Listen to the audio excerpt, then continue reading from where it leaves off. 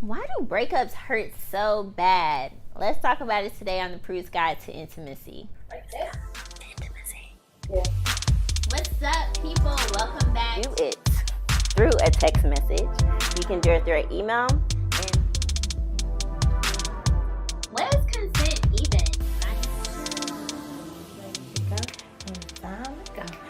Ready to go. Okay. Hey. Okay. Hey.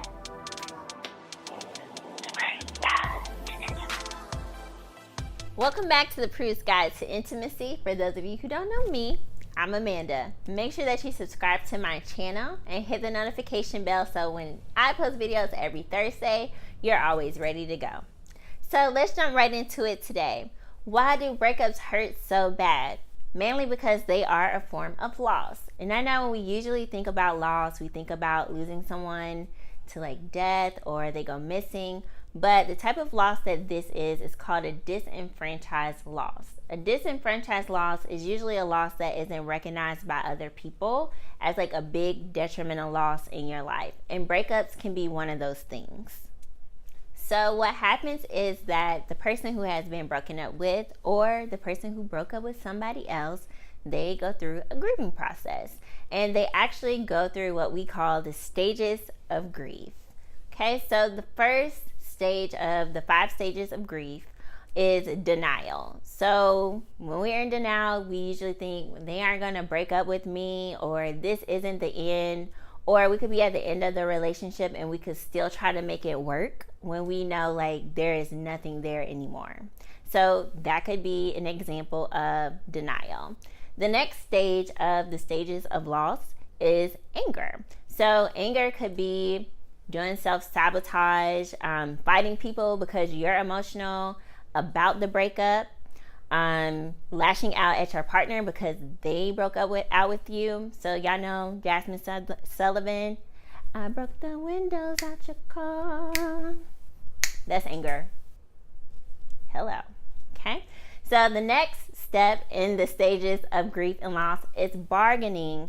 So this is usually when your significant other comes crawling back to you and asks you like, can you please take me back? Take me back. I'll do better. Don't take them back. They're lying. But they start begging you to take them back, or you could pray. You might pray to God, please let him take me back. Please let them take me back. Please let her take me back. If they do, I'll start doing X, Y, Z. I'll be a better partner. I'll buy them flowers more. I'll go to more of their games. That's bargaining. The next stage is depression. So this is usually in the movies when we see people eating ice cream and crying, watching Bridget Jones or Love Jones or Brown Sugar because they're sad, and those movies just make you sadder. But this is a stage of the grief process. And then next, we have acceptance. So coming to terms with the breakup, you may not be fully over the breakup, but you have come to terms with not being with that person anymore. And acceptance sometimes look like, stepping out on IG with your friends with that cute little Fashion Nova dress on, or stepping out with your boys with that fresh cut. Acceptance, you're moving on. You've accepted the fact that this person will no longer be in your life.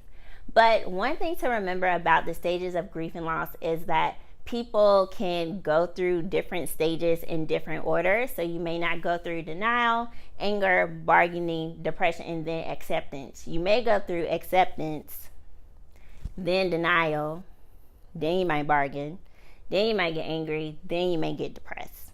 It can go either way for any one person. So I know you're probably thinking, Amanda, well, what am I really losing when I break up with somebody?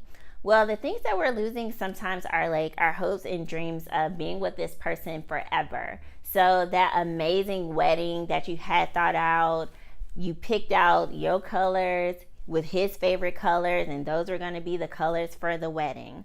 Or you two may have decided to adopt a child, or you may have been in the process of adopting or doing different things, or starting a family, or wanting to start a family with that certain person. Those are the type of things that you lose when you break up with somebody.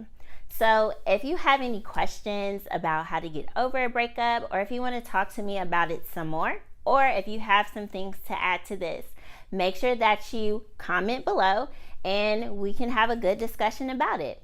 Well, that's all I have for you today on the Prue's Guide to Intimacy. Make sure that you subscribe to my channel and sign up for notifications so that you're always ready to go. See you next time.